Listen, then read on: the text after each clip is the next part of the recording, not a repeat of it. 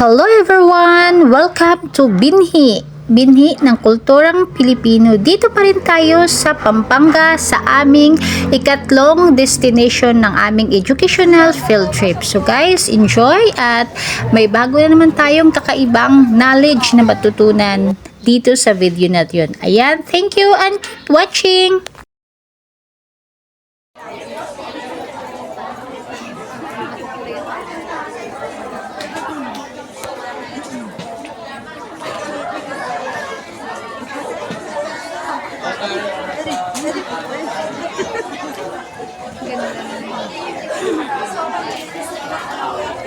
Okay na po ba tayo, students? Okay na po ba?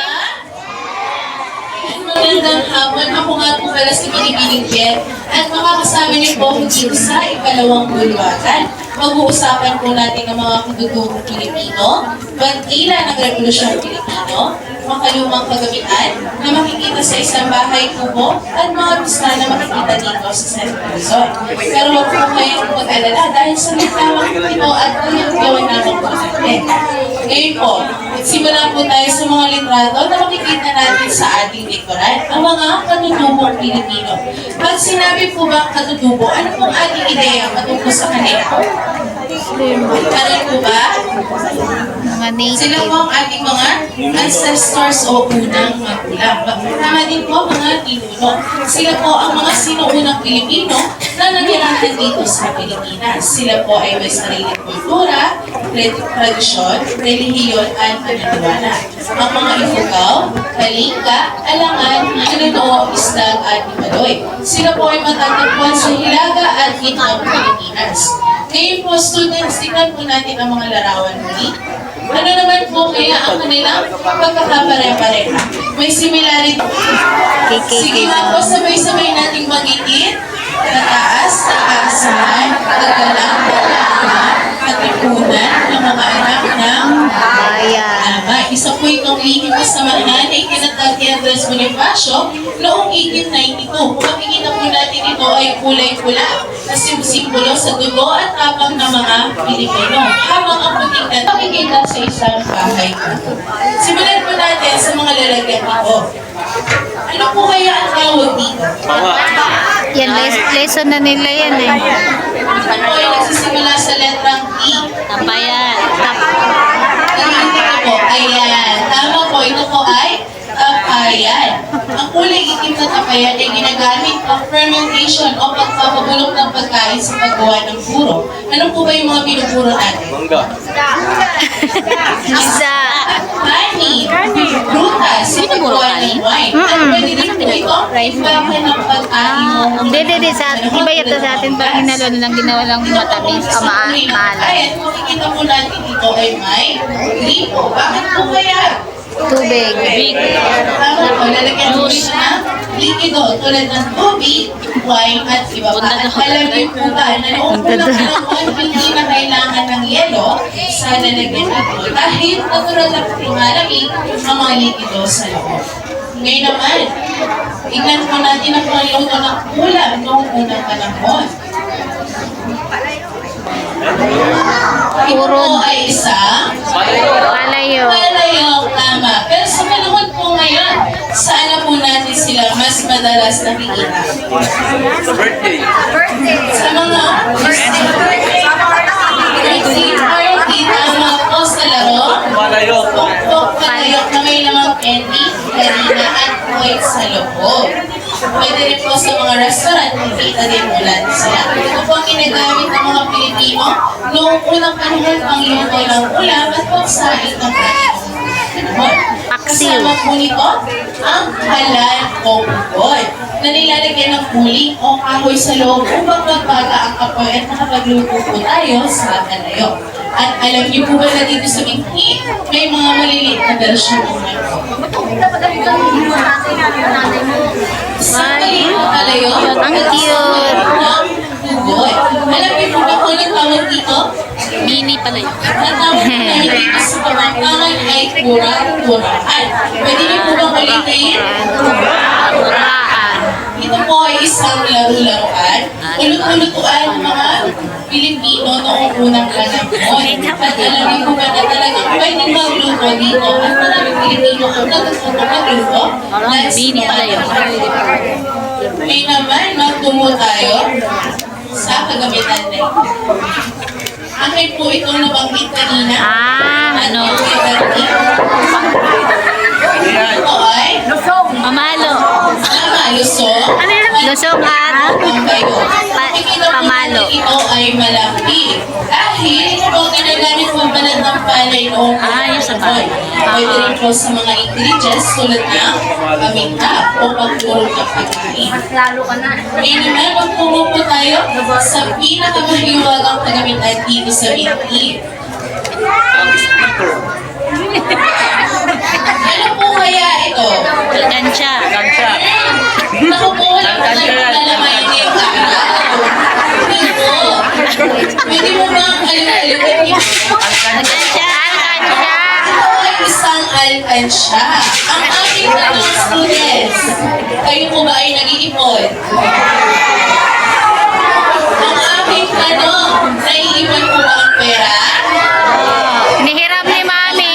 Hinihiram Hinihiram ni Mami. Plastic o hindi naman kaya ay hapon. Kung makaraan naman, ay gagawa Nanay. Oo, ayan.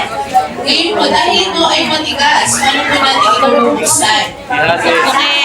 Babasagin. Babasagin. Alam mo ba, nabawal ang papel na pera sa loob nito dahil mabulok. At alam niyo po ba, kailangan punuin po natin dahil mas mahal po ang lalagyan kaysa sa coins na may dito sa loob. Ayan. Gumagamit na po tayo ng Gcash, hindi po ba? O kaya naman bangko. Hindi na po gusto ang ganitong pagamitan sa panahon ngayon. Ngayon naman po, magtungo tayo sa mga pista na makikita dito sa Central Luzon. Ang Parol Festival at Hot Air Balloon Festival. Dahil tapos na Pasko, nakatanggap po ba kayo ng mga regalo? Yun yung hot air balloon na At sa ating mga nila. kanina, Yun na hot air balloon. happy naman po kayo. Ito to. Si Ma'am Chan yan. Yun ang importante. Dito daw. Dito po Sa Sunday. Pampanga, ang group Hot of air giant balloon. lanterns. Dahil mas malalaki at mas sigante pa po ang mga paroy na ginagawa dito. Hindi na po Christmas lights, kundi gawa na po sa bumbilya dahil mas malalaki po at giganti na po sila. Ang bawat barangay ay nagkakaroon ng kompetensya kung saan pagandahan sila at palakihin ang paggawa ng paroy. Kaya tinawag din po kami Christmas Capital of the Philippines. Yes. Ang tawag po namin dito sa Kapampangan ay Ligligang Parol. Pwede po ba natin ulitin? Liglig. Ngayon naman, magtungo tayo sa Hot Air Balloon Festival, ang pinakahuli. Nakakita na po ba kayo ng isang hot air balloon? Sino hindi pa? Gusto niyo makakita ng hot air balloon? Ayan, kahit ako po ay gusto, pero sayang, wala pong hot air balloon dito sa Binhi. Gusto po natin itong masaksihan ay sa New York City, sa Mabalacan at LFC Pampanga tuwing Pebrero, o hindi naman kaya ay bayo sabay ng Valentine's Day, o hindi naman kaya ay Aurora Music Festival na kung saan ang mga kilala po natin mga awit at musikista ay Okay. ngayon po tungkol sa mga disenyo, nagpapansin niyo po ba ang mga nakabaski? Naman po sa itong bulwagan ay manonood kayo ng maikling pelikula patungkol dito o sa sustainable consumption. Pero bago po yan, kailangan po ng isang estudyante na matapang na gusto mag-presenta dito sa harapan. Hindi po namin kayo pahihirapan. Magbibigay po kami ng regalo sa inyo. Sino gusto? Pwedeng ballpen. Pero ba yun? Pera.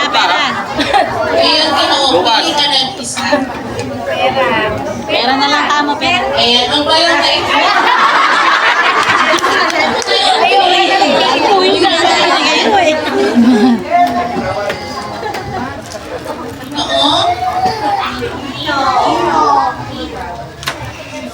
Ino. Ngayon, pwede mo bang kunin ang laman ng pero? Yes, yan.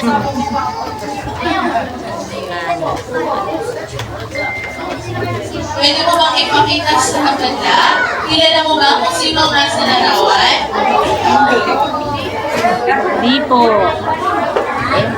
May narinig ako, aray ko, sabi niya.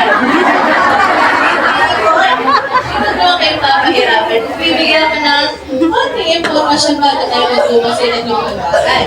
Ayan, bibigyan kita ng clue. Gusto mo bang maiwan? Biro lang. Siya ang kompositor o composer ng Philippine National Anthem. Oh? Pilipi. Siya si Si Lolo po. Nakikita ko siya ng ulo po. Ayan, kasama niya na po ang sagot. Siya po si Julian Felipe. Yun, si Julian Felipe nga. Ayan, tatandaan din po natin ang kanyang pangalan. Maraming salamat.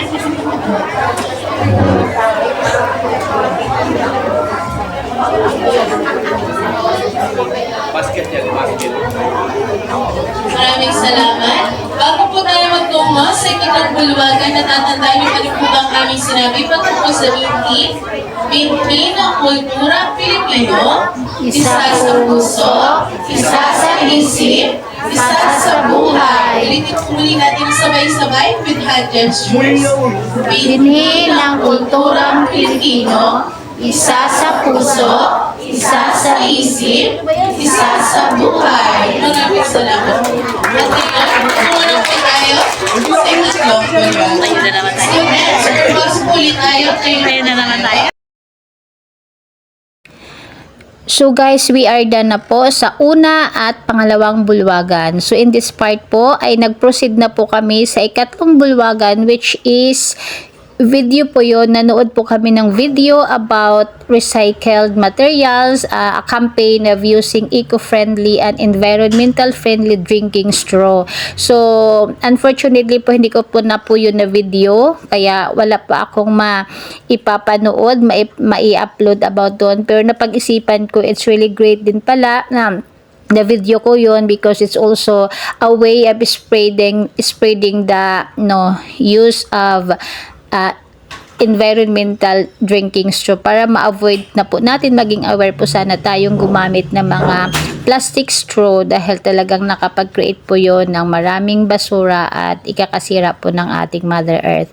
So kahit hindi ko po yun na video, nasabi ko naman na po dito sa aking last part. So again, thank you so much po, and I hope na nag-enjoy po kayo at marami po kayong natutunan as a Filipino kung ano po ating mga kultura noon na hindi natin masyadong na-i-emphasize sa ngayon. So again, thank you so much and may God bless us all. Bye!